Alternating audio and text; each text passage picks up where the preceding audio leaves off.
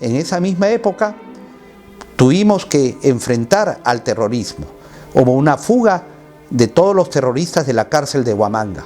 Había una situación de emergencia real y la policía ya no podía controlar la situación. Al día siguiente de la fuga, fuimos a Huamanga a reivindicar el Estado de Derecho y el imperio de la ley y a dar seguridad a la población y al Perú que habían autoridades que lucharíamos contra el terrorismo resueltamente. Recuerdo que Ortiz de Ceballos me enseñó el deber de un hombre de Estado. Cuando viajábamos me dio un arma familiar y me dijo: en caso fuera secuestrado, no quiero que el Perú esté secuestrado conmigo, y usted, Fernando, utilice esa arma si es necesario para salvar al Perú. Realmente esa fue una enseñanza de lo que es ser un hombre de Estado. Dimos instrucciones en la lucha antiterrorista para que los terroristas no reciban ningún tipo de beneficio, ni libertades provisionales, ni beneficios penitenciarios durante la ejecución de sus procesos y, por supuesto, durante el cumplimiento de la condena. Pero la otra cara de la medalla era la defensa de los derechos humanos, la defensa de los derechos ciudadanos. Y por eso es que en el rol de Defensoría del Pueblo se hizo que toda persona que fuera detenida a la vez fuera asistida por un fiscal auxiliar para garantizar que no hubiera ningún tipo de tortura ni de abuso policial, para que no hubiera tampoco ningún tipo de descalificación de sus testimonios y darle valor de prueba. Se creó todo un sistema moderno del pool de fiscales con comunicaciones por radios que en ese entonces no existía en la justicia. Se introdujo la informática en la administración de justicia para acelerar y agilizar justamente los procesos. Y en el tema de derechos humanos hubo una especial relevancia cuando asumió la Fiscalía de la Nación don Álvaro Rey de Castro, un hombre íntegro, valiente, que cumplió su deber, que me dio la oportunidad también de seguir en la Secretaría General de la Fiscalía de la Nación. Allí tuvimos que participar en diversos casos. El primero que sucedió fue el de Jesús Oropesa Chonta, un dirigente campesino de Puquio, que había sido desaparecido, pero que con nuestra acción enérgica, in situ, allí estuve, logramos esclarecer el tema y sancionar a los responsables. De allí el tema antisubversivo se iba agravando.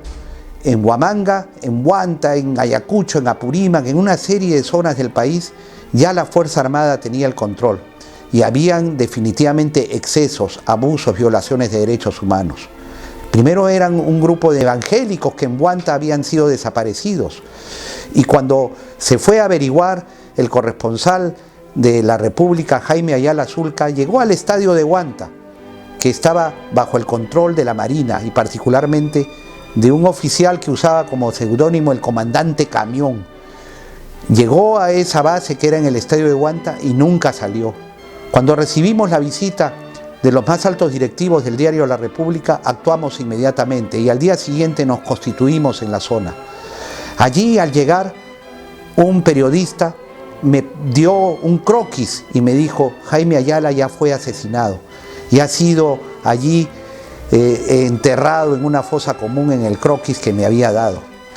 Nosotros, de todas maneras, cumplimos con requerir a la autoridad militar el destino de Jaime Ayala y sinceramente nos dieron a entender que ya estaba resuelto, que ya era un asunto terminado, es decir, que ya había pasado lo peor, el asesinato y la desaparición.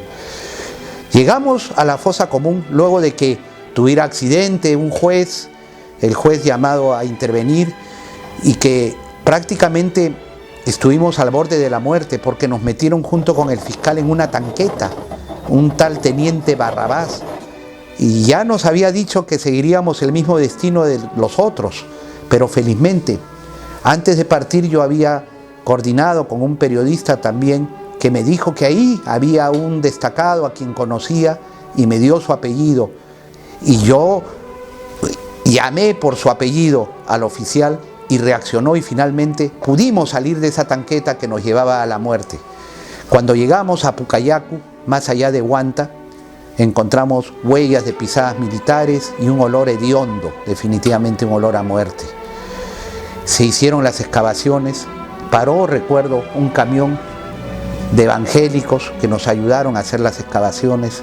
y finalmente salieron de ahí decenas de cadáveres con signos de tortura y con la bala en la sien, la bala que los ultimaba. Algo impresionante, algo terrible. Nadie quería reconocer a los cadáveres porque pensaban que podían correr la misma suerte, hasta que una madre, Zenaida Fernández, lo hizo. Y cuando regresábamos de la diligencia de reconocimiento judicial, fuimos emboscados también. Nos tiraban instalazas ahí en la zona de la Flor de la Canela. Y gracias a Dios nos salvamos y luego se descubrió que todo esto estaba armado de quienes querían la impunidad. El mismo día, recuerdo un 12 de octubre, al más alto nivel presidencial, se declaraba que los muertos no hablan. ¿Cómo iban a hablar los muertos si hasta nos querían eliminar?